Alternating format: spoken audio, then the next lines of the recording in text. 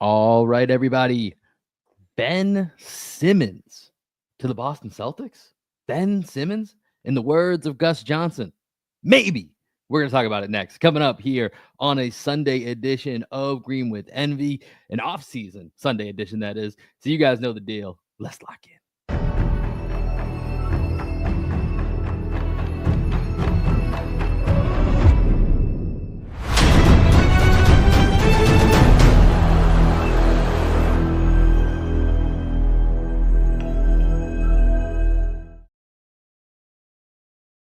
What up, what up, what up? Welcome into another edition of Green with Envy. As always, is your boy Will Weir checking in. How you doing? How you living? Happy Sunday as we are recording this at 10:30 Central Time on a Sunday morning. Appreciate you guys locking in with us. Those of you listening to us live here on YouTube and Twitter, or those of you just listening to us on the audio feeds, Spotify, Apple, wherever it may be. Appreciate you guys liking, subscribing. Make sure you guys give us a 5-star rating. We always do appreciate that. And of course, on this Sunday morning, joining me as he does each and every time, my best friend, co-host, and the coach of our podcast, the one and only Greg Menakis. Happy Sunday, Greg. How you doing, my guy? I'm doing good, bro. We got together on Friday and shot around for the first time in a few months. So not gonna lie, my arm's pretty sore. You know, like this I did wake elbow up on area. Saturday. I'm good right now, but yeah, I think I don't know what, like, the inside of the, like, I guess, like, elbow up to bicep area kind of Yeah, is definitely a where it's a little bit sore. little tender, but we're good, man. We're good. This has been a good weekend, chilling. I've been working on learning a little bit of guitar, so it's been fun. Been a good weekend. Okay. I like that. I like that. Expanding the horizons. Greg, something that I saw this weekend that I wanted to ask you about, that I wonder, AI, it's a complicated topic that's everywhere these days, right? Has the perfect use finally been found with the LeBron James pregnancy video? I'm not gonna lie, I haven't seen the LeBron James pregnancy video, but I did see the South Park episode where they had the AI Trump commercial, and I think that may be the perfect use for it. Yeah, man. It's God, AI is gonna and obviously we're talking about this as two guys with babies. You got a 1-year-old, they got a 3-month-old, and God, what is that gonna look like? By the time they can, like, not even when they're like our age, good God, but like, what's it gonna look like when they're able to surf the internet? You know what I mean? Yeah. And like, some of them are like really scary, like deep fake videos. And then some of them are, I still haven't seen the full Trump episode on South Park. I need to. I'm gonna have to just buy Paramount for, a month and then go ahead and cancel it, because I feel like I have to see that. But the LeBron James video, I had no idea this thing existed until there was the aggregated report of LeBron's crew basically putting out a cease and desist. And then I saw it a couple times on my timeline, which is hilarious. They put out a cease and desist, because I never would have seen this without it. So just to describe it to you, Greg, Is it worth me watching it right now? How yeah, I long? don't know if I've only seen the abridged version, so I don't want to waste our time with, like, Okay. if there's a Okay. longer cut that you might find. But it's so weird that I can't believe that they even drew attention to it with a cease and desist. It's LeBron impregnated by Steph Curry, and then when they get to the hospital, and this is where it completely goes off the rails, the baby has a big giant beard, and then James Harden is in the waiting room snickering and laughing. Like, at least it was, like, weird, but kind of made sense as, like, oh, LeBron and Steph have this, like, lovey relationship. The James Harden part just makes no sense. So I don't know. That was something that I enjoyed discovering this weekend, that I didn't think I needed. I definitely didn't need to discover it, but I enjoyed discovering it this weekend. Well, you definitely have to watch the South Park episode. I see Rob version one's in the chat already. Shout out to Rob. He says, "Why the title of the vid?" Man, Rob, people are talking about Ben Simmons, and there's at least a little bit of a chance he's going to be in Boston. So we're going to get there here in a second. But Will, you have to watch the South Park episode, and I cannot Yeah. wait to see how that game of chicken with the Trump administration and Paramount and South Park, how that goes down, because it's definitely South Park. The Trey Parker and Matt Stone, they're definitely pushing the buttons and inviting all of the smoke from the Trump I was gonna administration. say, it's So, all the smoke. Yeah, they're yeah, they're I don't know if I definitely got gonna their bust names all the right. Did I smoke. get their names right? Trey Parker and Matt Stone. Is that what Yeah. you said? Yep. Yeah. Okay, You got cool, that. cool. Yeah, that's gonna be fun to watch. So I gotta lock into that. But let's actually get into the title of the vid. That's a good point, Rob. We put up a title. We should actually talk about what the title of this particular video is, and that's Ben Simmons. Yes, the same Ben Simmons that once played for the Philadelphia 76ers is rumored to potentially be joining the Boston Celtics. Now, this lines up or coincides with the recent waiving of JD Davison, who has been on a two-way contract for the last 2 or 3 years with the Celtics, was briefly converted, waiving him, puts him below the second apron. Greg, I got to be honest, I'm so fucking sick of talking about second apron. I don't even want to It's look at so annoying. sheet anymore. Yeah. So it is what it is. JD Davison waived, leaving an open roster spot, and Ben Simmons has been widely connected to, at least in the Twitterverse, to the Celtics. So let's talk a little bit about this, Greg, because it's Ben Simmons, man. Ben Simmons, there's such a lineage here between his time with the Sixers, his draft class, which is also Jaylen Brown's draft class, and just so many different ways that the Celtics in the early parts of Ben Simmons, career were connected. What are your thoughts? Just go there. I don't even want to like prompt you with anything. I just want to know your thoughts. I just think like if we're gonna make the case for Ben Simmons on the Celtics, it's just pure taking a chance on talent, whatever talent is left of Ben Simmons. When you look at the Celtics 6 through 14, because we got the open 15 spot right now, waving JD Davison, we just don't have any talent, man. Like our sixth best player is George Niang. Like I would say that's pretty clear. He's our sixth best player, and like he's an NBA player. George Niang is an NBA player. Players 7 through 14 right now, I can't say they are NBA players. So at least George Niang is an NBA player. Ben Simmons is still an NBA player, right? He's a former number 1 pick. He's a former all defense guy, former all NBA guy, former all-star. But one thing that he's never been is a good teammate, right? So like when you're trying to figure out should Ben Simmons be on the Celtics, it's like, well, Brad Stevens and Joe Mazzulla don't bring in guys that are bad culture guys. And Ben Simmons has not been a good culture guy his entirety, dating back all the way to LSU. He was not a good culture guy at LSU, right? He was overhyped going there. Everybody was thinking they were going to make the NCAA tournament, make a run. They didn't even make the NCAA tournament that year. And he was checked out with that team. He's never been, the Australian national team doesn't want anything to do with him. So like, why should the Celtics want anything to do with him? It's just because of the talent thing, man. He does have talent, and the Celtics don't have any, roster spots 7 through 14. And with Jason Tatum being out, we just need a little bit more front court help. And Ben Simmons, although he he has not played over 60 games since before COVID. It's like at least he's going to provide a talent upgrade in the front court. So I was looking at this yesterday. Greg, here's the list of players that are currently on the Boston Celtics that are 6'8" and above. 6'8" and above. Ben Simmons is 6'10". So I even gave us a little bit of a runway here. We've got Josh Minott. We've got Sam Hauser. Jason Tatum out for the year, obviously. Xavier Tillman, Miles Norris on a two-way, Luka Garza, and Neemias Queta.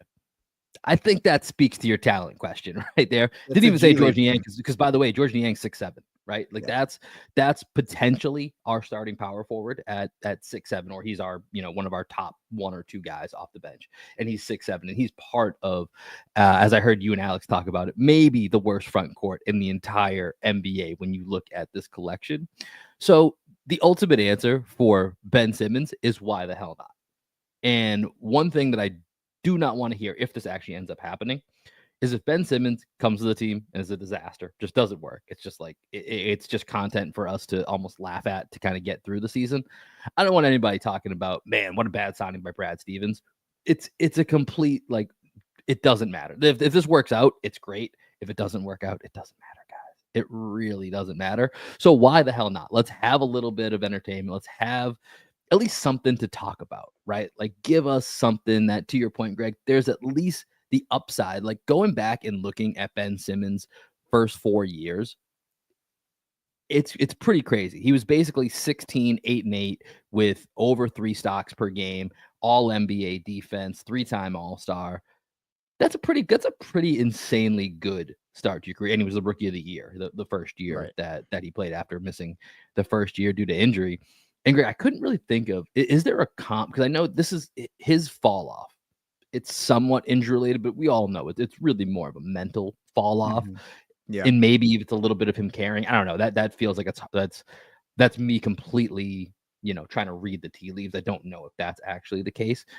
But is there any comp, not even just in basketball, in any sport? I couldn't really think of a good comp because guys that have like this start of a Mhm. career and then fall off, you think of, oh, he's in the Penny Hardaway category. He's in the Brandon Roy category, but it's not Mhm. that. It's something different entirely. And I don't think there's a comp in sports for Ben Simmons' career.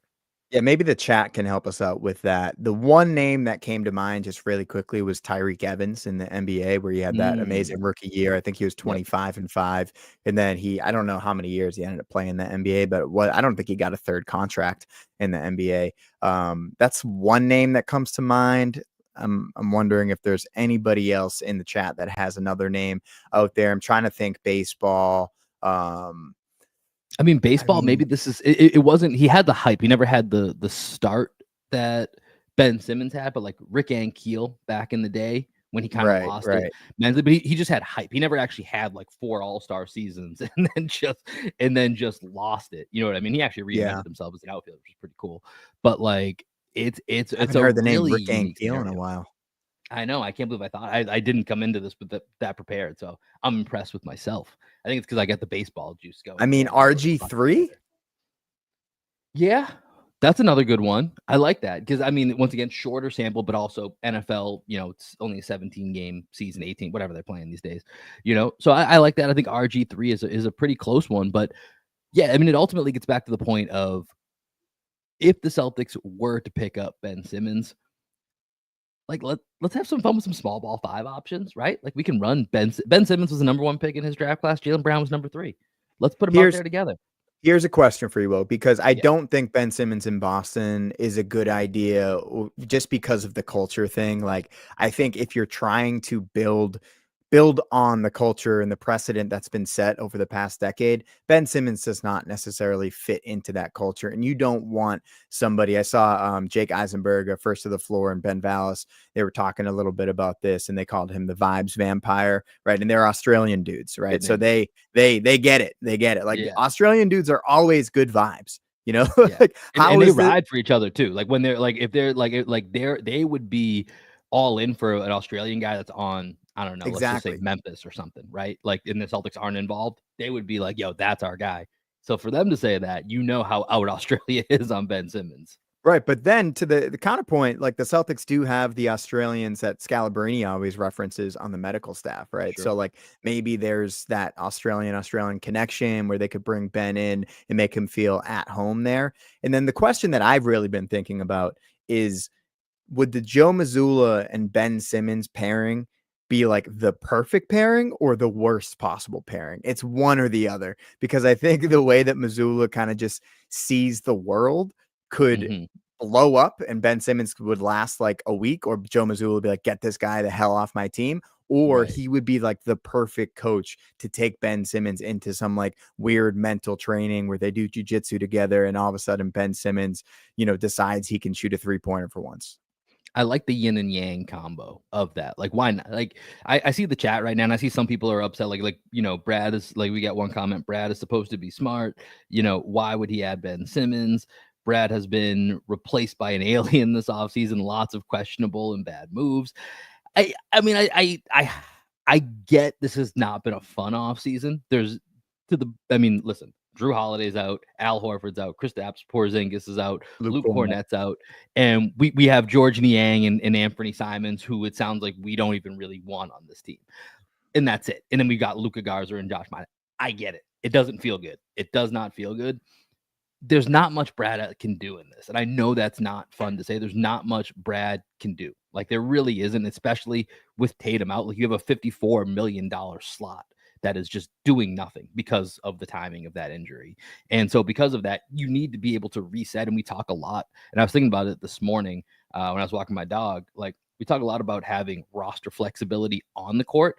Brad's trying to give them to that with the roster, right? He's trying to do that off the court, right? With maneuvering all these contracts, and it's boring, it sucks, it's vanilla. but this is where we're at, and this is where it's going to be for this year.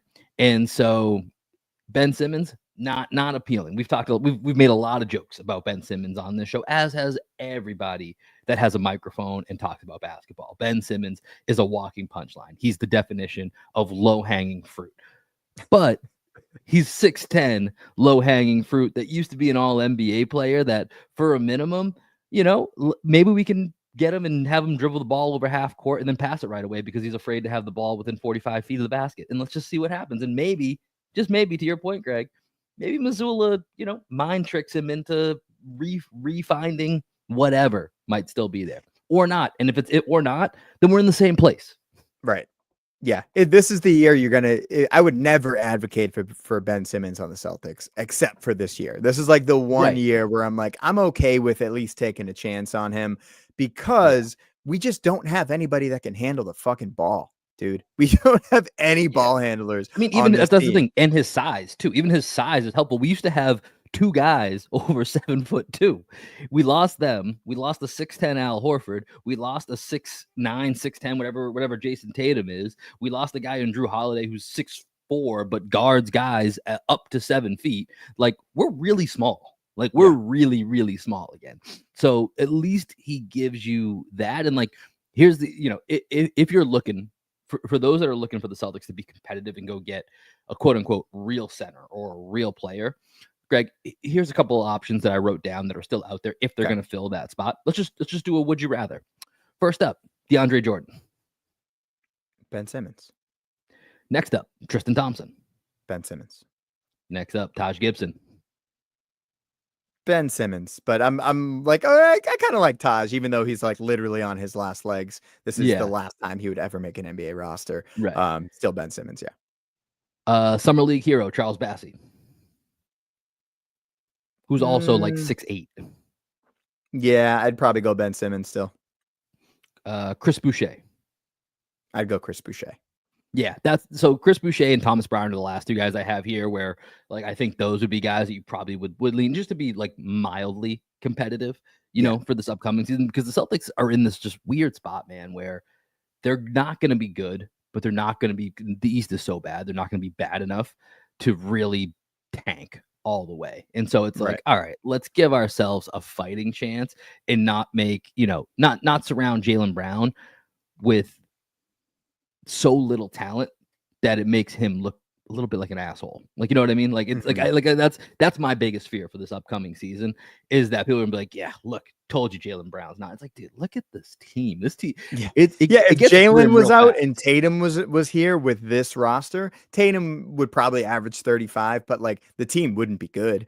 Like, I'm fully expecting Jaylen Brown to probably average 30 points a game this year, just like with the lack of scoring punch around him. Yeah, but I hear you. This is not the season to like make or break somebody's opinion on who Jaylen Brown is as a player, just because there's just not enough support around him. One thing you did bring up right now is just like where the Celtics are going to finish. And I'd be interested to get in the chat's opinions there. Where do you think, in your mind, the Celtics are going to finish by the end of this season? We also grabbed a screenshot of a poll that our guys at Celtics blog put up. Jeff Clark put up a poll on one of his articles recently, and I've got the results here. So this is what we have of almost 1,500 votes. It looks like 50% see the Celtics finishing somewhere between 4 to 6, so staying out of the play-in. Then the next most chosen result, 36% finishing somewhere in the play-in range, 7 to 10. 7% say in the top 3, the Optimists, and then we've got 11 to 15, 7%, the Pessimists. So, Will, where are you at? Gotta love those cockeyed optimists there, 1 through 3. That's a bold choice. So if I'm going to go ranked choice in those, let me pull this back up just so I can see it here for a second. If I'm going ranked choice as to what I think is going to happen, I think 7 to 10 is by far the most likely. Then I'd go 4 through 6. No, then I'd go 11 through 15. Then I'd go 4 through 6. And then I would go 1 through 3.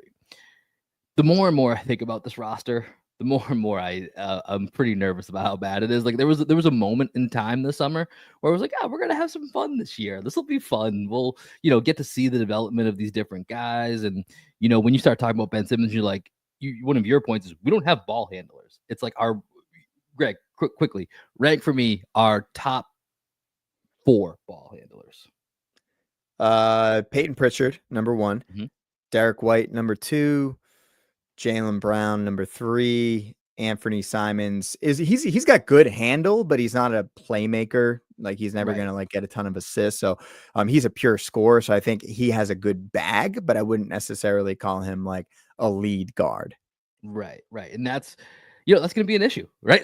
It's been an issue for this team when we've had Jason Tatum, when we've had Drew Holiday, when we've had more experienced players, more veteran stars, right? That's always still been an issue.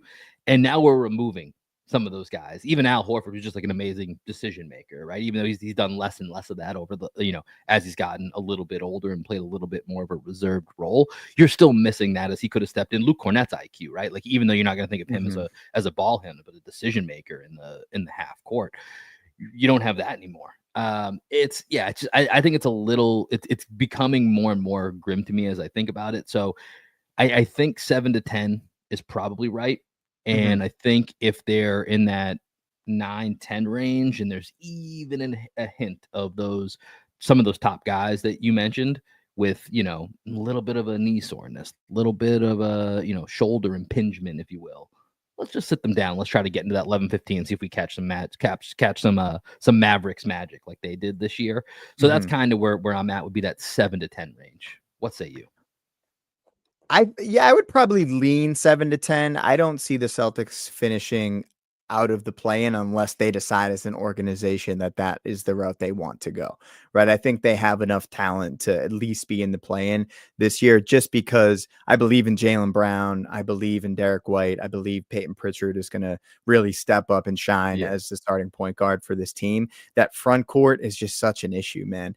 Like I think with the starting lineup of Pritchard, White, Brown, Hauser, and Queta, that's the 5 that I would probably throw out there. Like there is a world in which that is a pretty effective starting 5 just because of the amount of shooting out there. They've still got good defenders in that lineup. Like Queta has proven he can be a good rim deterrent. I think his issue is going to be out in the perimeter, and can he just over and over again make the right decisions against starting lineups. We've only seen him for spot minutes against teams that, he had that one game against the Warriors where we were all like, oh my God, like if he can play against the Warriors, he can play against anybody. But for the most part, Queta looked a little bit lost whenever he would go up against like the teams that really had their shit together, right?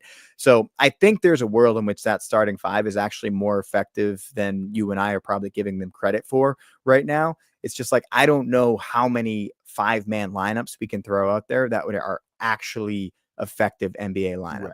Counterpoint. Okay, go ahead. Okay. I was going to say, just to add to that, because that's the one lineup right now, because with Simons and Yang, we have no data to go off of, right? We have no way to plug them in. The lineup that you mentioned, we do have a little bit of data. I saw Bobby Manning tweet this out earlier. So I'm going to read Bobby Manning's tweet here, that Pritchard, White, Hauser, Brown, Queta lineup. They actually played a decent amount together last year, 13 games, 54 minutes, not the largest sample size, but it's something to go off of. 136.5 offensive rating. Yeah. That's the good news. Ready for the bad news? Tell me about it. 140 defensive rating, good for a negative 3.5 net rating. So, it's something, right? Like, and this is also something I was thinking about this morning on my walk as I'm thinking about what we're going to talk about in this podcast. Over under, can we produce a top 15 defense this year? No, we don't have the front court to do it, man. Yeah, we don't have the front court. We would have to top 20. I just don't see it, man. Like, even though we have good perimeter defenders, like you always need that back line rim deterrent there. And if you're betting on Queta, that's just like not a proven guy. Like there's no one really that we can say is going to be able to protect the rim for 30 minutes a night on this team. And that's the real issue. And, I saw in the chat, you got called a pessimist. Wills, I wouldn't call you a pessimist. Honestly, I think that you're a conservative thinker who will only make a bet on something he knows he's going to win, right? Like that is huge. I gotta really feel it. I gotta really feel it to kind of go for it. And then I'm almost like I mentioned this in one of the last podcasts. I can be swayed, right? Like there's even things that I really believe I can be swayed by those that are more passionate. So yes, I think a conservative realist is probably my Yeah. my actual line. So what would it take for you to like actually place the bet on the Celtics finishing top 6 this year? What do you have to see? I mean, Luka Garza's got to be something, right? Like he's Okay. the only guy on the bench in the front court. Like Xavier Tillman, that's not going to be anything. So I think Luka Garza has to really come in and be a surprise that him and Keita are a sustainable, realistic front court option for 48 minutes, right? Because we just don't have the size. We don't have any way to play double big. There's not the outside shooting unless Garza is a better outside shooter than what he's been thus far to his career. Like there is no way for this team to play double big. So they're going to have to basically try to play small ball with those two guys being the anchor, or this is the case of us bringing in Ben Simmons. You go that small ball route and he's kind of your center and you're just doing whatever. So I think Luka Garza is a key point. And then it comes down to the three summer league guys that probably everyone was looking at, from Ugo Gonzalez to Baylor Shireman to Jordan Walsh. I think at least 2 out of those 3 guys got to be real rotation guys this year. And obviously, Ugo's a rookie, so whatever you get from him is going to be an absolute bonus. Like he's going to probably need time to develop the transition, but got them big ass hands. Let's put them to use, right? So, so if he can be something, if 2 out of those 3 guys can be real rotation players, I think that changes it. But to your point that you started this whole conversation with, I think right now we have 6 NBA players, like 6 true NBA players. So we need to get somewhere up to that 8 to 9 range for this to be a reality for the top end talent of Jaylen Brown, Derek White, Peyton Pritchard, and I'll throw even Anthony Simons in that category. For those 4 who are real big time offensive weapons, Jaylen Brown, Derek White, two-way weapons, for those guys, for their talent to actually matter, there needs to be at least 4 or 5 guys beneath them that are consequential NBA guys. If not, you're just looking at, we saw what happened with the Suns last year. You're kind of looking at that version, but out in a weaker East. So maybe you exceed and you end up in the play-in instead of missing the playoffs. That's kind of how I view it. Yeah, I think, the 6 NBA players that the Celtics have, right? So we have Peyton Pritchard, Derek White, Jaylen Brown, Sam Hauser, Anthony Simons, George Niang, right? Those are the like 6 legit NBA players. Keita would probably be the 7th. Torrey Craig still on the roster? I don't think so. I mean, I think he's listed, but I don't think he's actually signed. I'll try to look into that. I'm pretty sure he's not actually on the roster. No, he's not on the roster right now. Okay. So yeah, that's Keita's the 7th guy. I would lean towards Jordan Walsh being the 8th guy there. I think that he showed me enough in summer league and I've seen enough out of him in spurts that I think that he's going to be the first guy to get an opportunity. Shireman, I liked what I saw out of him last year. I didn't like what I saw out of him in summer league. Ugo, he's 19 years old. Like I would be shocked if he did anything at the NBA level this year. I would rather him like just be the man in Maine, honestly, than get reps at the NBA level. Just because I think for him, you're looking like 4 years down the road. What is this guy going to be? I don't think he's going to be anything that his first like 3 years, first contract in the NBA. I don't see him really making an impact. I might be wrong. I haven't seen enough of the kid, right? I'm not going to say one way or the other, but Jordan Walsh is kind of the swing player for me. Is if he can become a 35% 3-point shooter on contested threes, close to 40 on wide open threes, corner threes, that would be a nice spot for him to be. I'm not saying it's going to be a 40% corner 3 shooter on wide open corner threes. I need to see that out of him. And then can he just attack on like second side, third side actions? Can he make a play? And I think that he has enough in his basketball IQ where I think he can be that guy. He's definitely put on a little bit of weight. He put on a little bit of muscle. He looked like he felt like he was one of the best players in summer league. And I think for a guy like him, confidence is such a key because he's got the talent. I don't know that he's ever going to have the confidence to be a real NBA rotation guy. That's just my initial thought. Yeah, I The think basically what I would surmise from what we're saying is the swing players are likely Jordan Walsh and Luka Garza. Like, because you need Yeah. Luka as a second big man, and you need Jordan Walsh for that bench support. I think from what you're saying about his shooting, and then I think it's also on a defensive perspective, right? Because even in that grouping of guys that we consider real, you take Jaylen Brown off of that, and as much as we love Derek White, we've seen Derek White isn't really gonna guard up on guys, right? And there's even certain smaller guys like a Jalen Brunson that are kind of tough for him to guard. And so you're real susceptible at almost every location once you remove Jaylen Brown, who can give you some of that versatility versus, a guy like Jalen Brunson, but then also, in a pinch, I don't want him guarding Joel Embiid all game, but just to show you the range of where Jaylen Brown can kind of slot in. Like, not that Jordan Walsh needs to be able to replicate that, but do some of that. That's going to be needed for this Yeah, team to be sustainable.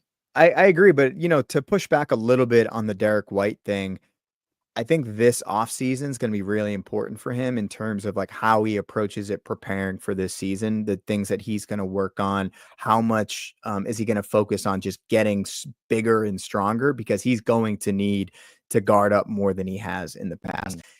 And he can guard threes, right? When you put him against fours, he can get pushed under the basket pretty Yeah. easily. He's a phenomenal rim protector as a weak side defender, Right. right? But in terms of like throwing the ball in the post against, like a Jalen Brunson, to your point, Jalen Brunson just pushed him around. And there are guys that can just push him around because he's not the strongest dude in the world. Good perimeter defender, but he's not like a stout Drew Holiday, Marcus Smart type down low, right? I think for me to see the Celtics in the top six, one, Jaylen Brown needs to like Baller. really level up. He needs to be like the dude that I think he All can NBA be. season.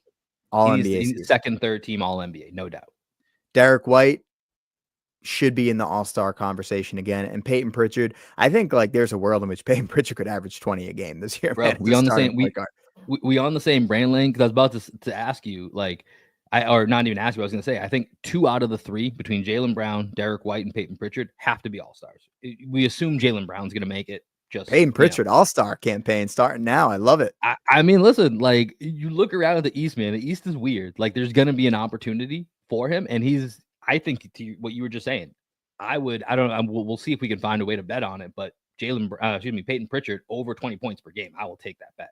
Like, I 100% think he's, even with Anthony Simons on the team, who's going to eat into, some of those shots. And that's the other thing. Maybe throw Anthony Simons in this. 2 out of those 4 need to be all-stars if the Celtics are going to be a 4 to 6 seed. That's part of the recipe as well. Yeah, for sure. And then with Jalen, we have a video here that he was working out with Lethal Shooter. And everyone, let us know in the chat if you can still hear us as this video plays. We saw Jalen at the end of last season really struggle with his shot as his knee was bothering him, right? He gets the meniscus repair in the off season. Now he's able to work out already just like a month after surgery. And when you see him working out here with Lethal Shooter, he's done it in the past. I just love that this is the clip that's coming out right now for Jaylen Brown. It's like the fundamentals of his shot. If you just see, he's clearly focusing on getting his base and getting his balance there. Everything he does, it's about like, where is his base as he's going up for his shot? They're working on balance. They're working on footwork and just like getting those mechanics right, because his shot was all over the place at the end of last season. And just like little things, as you can see here, the actual level to which he's elevating off the ground for 3-pointers, it's always just like there's so much variability in where he's jumping. Sometimes he has that 1 foot that, kind of floats forward as he's shooting. Sometimes he's pogo sticking up. At the end of Yeah. the season, he was taking those, false dribbles to get himself set up. He needs to just be a confident, consistent shooter. And it all starts with his base, because his base, since he came into the NBA, has just been such a variable for him. And if this is what he's focusing on this offseason, that's, I think, where it starts with him, is like, can you have a consistent base on your jump shot? Because we've seen Jaylen Brown be a really good shooter. It just hasn't really materialized over the past couple of years as he's gone from a more spot up shooter to more on ball creator and things like that. So I'm liking what I'm seeing out of Jaylen Brown in this clip, and it's very encouraging for a Jaylen Brown All NBA season. Yeah, I mean, I was going through this morning, kind of cleaning out some of the graphics that we've used over the last couple of weeks, and it wasn't that long ago that we had a picture of Jaylen Brown coming out of surgery, right? So that, to me, that's the number one most encouraging thing, is that this is only a few weeks after the meniscus surgery that Jaylen Brown had at the end of the season, that he was trying to kind of debate, like, is he going to have it, not have it? And he looks good, right? I think he's moving well. Obviously, he was not going, full speed in those drills. But I think, and this is what we keep saying about the Jason Tatum injury, is that this might be like, sometimes that's a little bit of a silver lining when an athlete, especially an athlete of Jaylen Brown's level, is kind of forced to slow down a little bit, right? And be able to have to take things one step at a time. And so, yeah, from what you're seeing right there, I think you did a great breakdown. I'm not going to try and that's your role on this podcast. You're the coach of this podcast. I think you did a great job of looking and breaking down at everything that they were doing. And I think for me, Jaylen Brown is going to have the stats this year. I have very little question about that.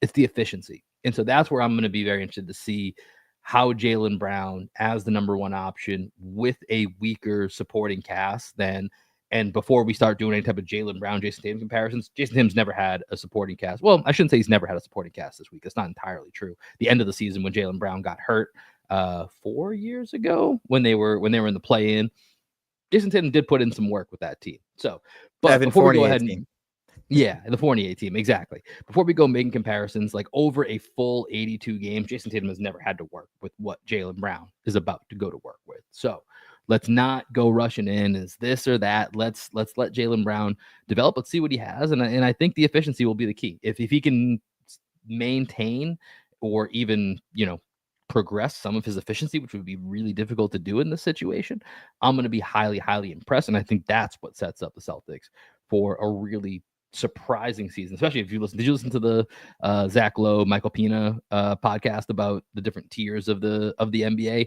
Not a lot of great things about our Celtics in that one. I mean, how can you feel great about the Celtics after losing as much talent as they did? And with Jason Tatum being out, like, I mean, you have to be really optimistic just as an individual to believe that the Celtics are actually going to make noise this year.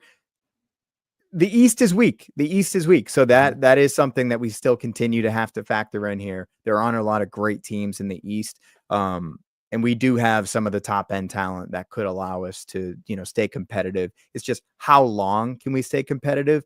And how long does the organization decide it's worth putting the miles on the guys, especially if Jason Tatum is trending towards not coming back next year, which I don't really want, unless we figure out a way to get a real front court player. I don't want to see Jason Tatum next year playing. I just want him to take the season off. We'll reconvene next year. That's just kind of how I feel, man. No, 100%. And yeah, that needs to be the goal, is by 26-27 season. How do we reshape this front court? That's the biggest question, because I think there are still, once Jason Tatum comes back, a lot of pieces in place. The front court is not one of them. The front court needs to be addressed in some way. And that's going to take some wizardry from Brad Stevens. So I think for me, Brad Stevens just had to do all the financial stuff this year, and that's what he's in the process of doing next summer. Then to a lot of the comments that I'm seeing here about Brad, is not having a good offseason, this and that. Let's reserve that judgment for next year and see what team is on the court when Jason Tatum comes back, because this is a little bit of a mulligan for me personally. So we'll have to just wait and see on that, which, hey, listen, I'm not the most patient person in the world either. That's really difficult to do because we have a full season that hasn't even started yet. But Greg, I know you wanted to touch on, you mentioned Jason Tatum here. A couple of videos came out, Jason Tatum at his camp, or one of his camps that he does in St. Louis, in a walking boot, talking to the kids. Anything that, stood out to you, or just good seeing JT back out there? Just good seeing him out there. I'm not going to lie. I was a little nervous when all the little kids started running up to him as he's out there in the walking boot. That was the first thing I saw. There was one kid that ran up and hugged him on his good leg, I think. And you could see Tatum kind of whoa, and usher him away from the boot. And I was like, oh shit, that would be a hell of a way for this to spiral even worse. Yeah, that's the only thing that like newsworthy other than good seeing JT out there is like the level of panic that I feel around Jason Tatum's health right now is at an all-time high. A guy that I never questioned, his ability to, play through injuries and things like that. I'm just gonna be worried about him, man, for probably the rest of his career, which stinks because I was never worried Yeah, about him before. he was an Even Iron to the Man. he was. He was. It's a bummer, but it's good to see him walking out there. I hope that recovery is going well for him. All right, last thing, and then we'll get out of here. Let's do. I got a little dad corner question for you here, Greg. Nice. I'm into it. So we're gonna pivot this here. So after we finish this podcast, for the first time, so Mariana's now three months old. Baby girl's 3 months old as of yesterday. We are venturing out as parents without her for the first time Ooh, this okay. afternoon. We're Nice. gonna go catch a movie. We've got Abuela and not one but two Tios in the building. So we've got a 3-man weave that's holding down the fort. So feeling pretty good. But Yep. what do you remember of the first time that Oof. you and Danielle left James in the care of someone else? And how were you feeling? Give me some advice. What are you thinking? I mean, for me, I was able to just like accept it for what it was because we were going away for Kaylin and Daryl's wedding. So we were there Mhm. gone for the whole weekend, right? Yeah. And the first time I left Danielle with the baby alone was your bachelor party. Yeah. But I think for the, both of us, That's an aggressive first time leaving.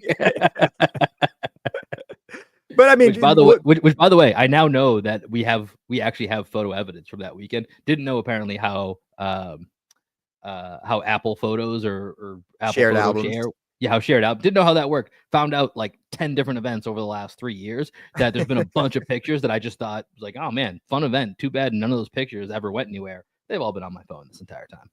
It's great. Yeah, but I think just accept it, right? Don't think about it. You literally can't do anything as when you're gone, right? If something happens to the baby, hopefully it will not happen because that. Yeah. But if something were to happen, you really can't do anything about it anyways. You just have to accept it for what it is.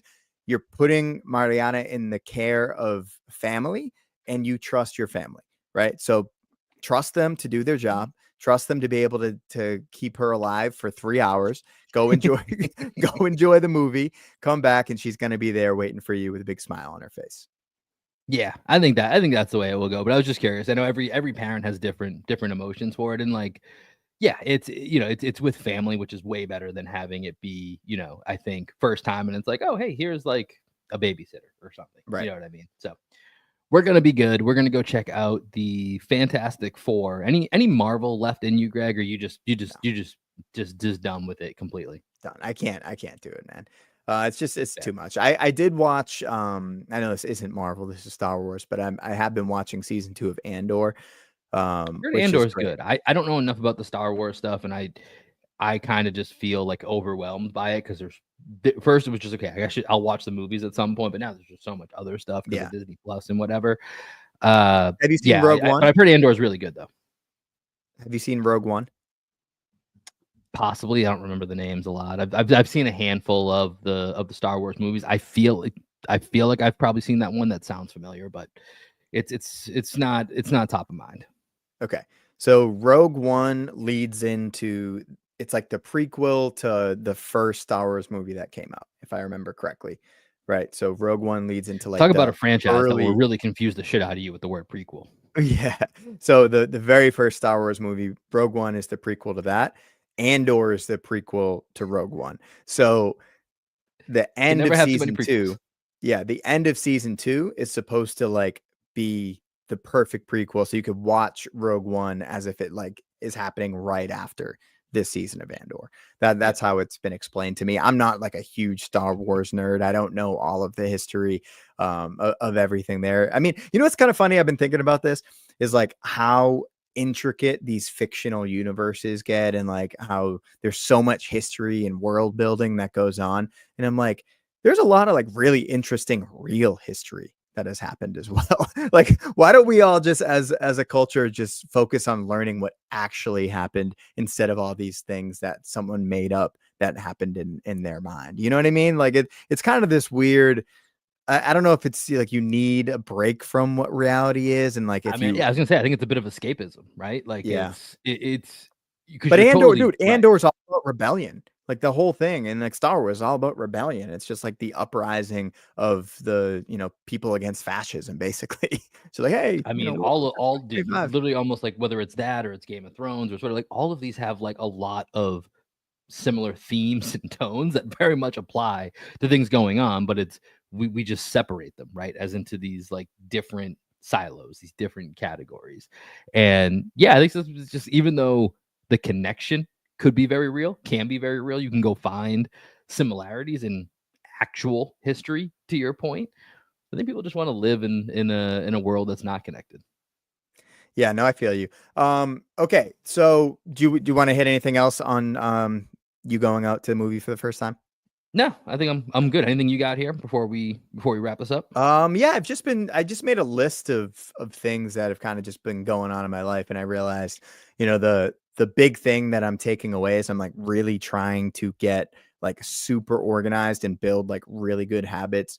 I just got the promotion at my job, right? So I'm now like managing a team of 10 people, and I'm like, okay, for me to be a good manager, I need to really have just like my own life really figured out. And like, I need to have systems in place. I need to have routines in place.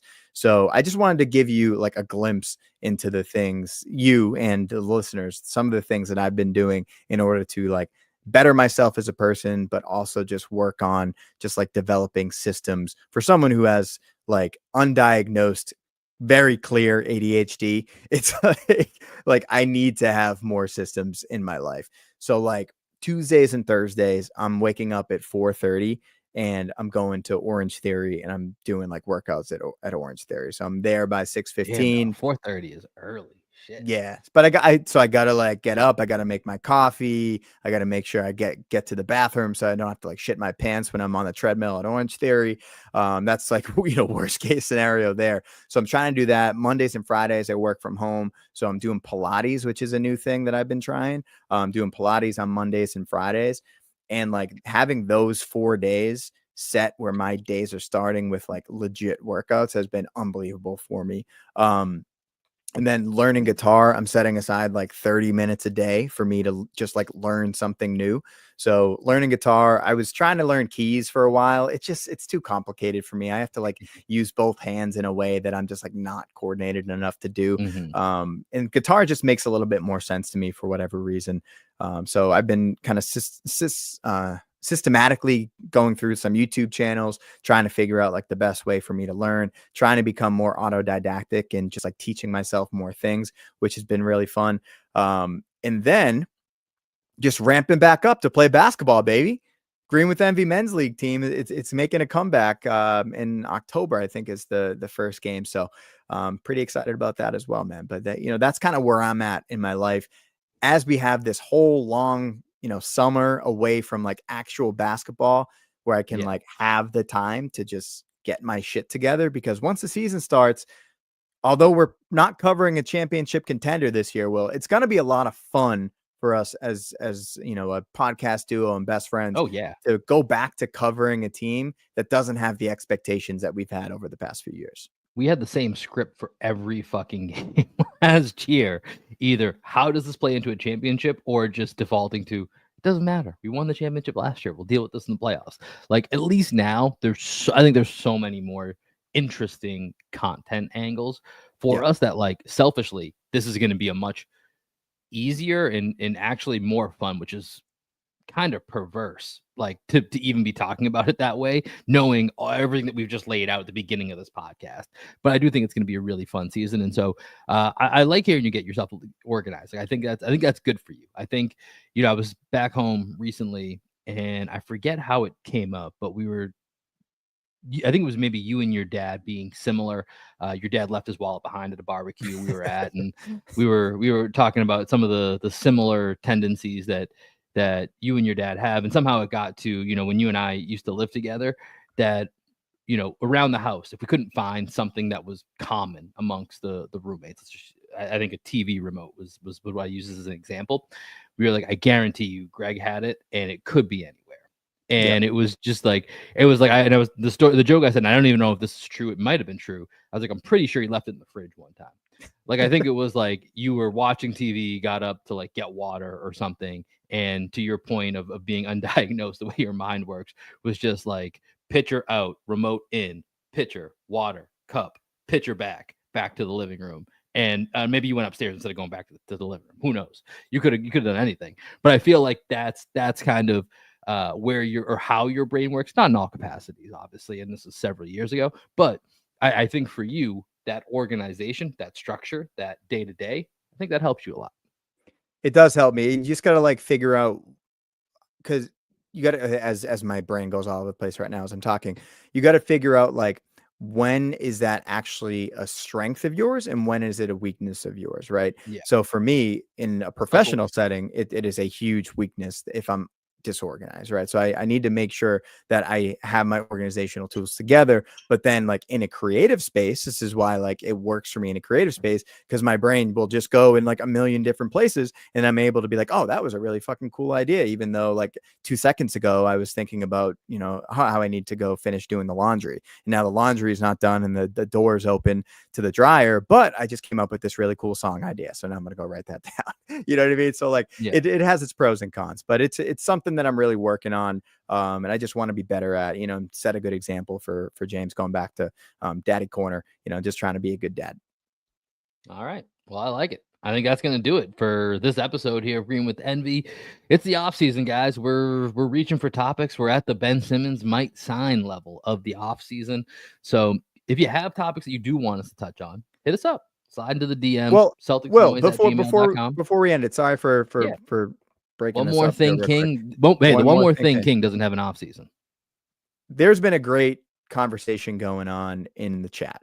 I don't know I've if been you noticing this. Okay, I've been trying to follow along a little bit as we're talking here, right? Rob version 1, OG fan of the pod.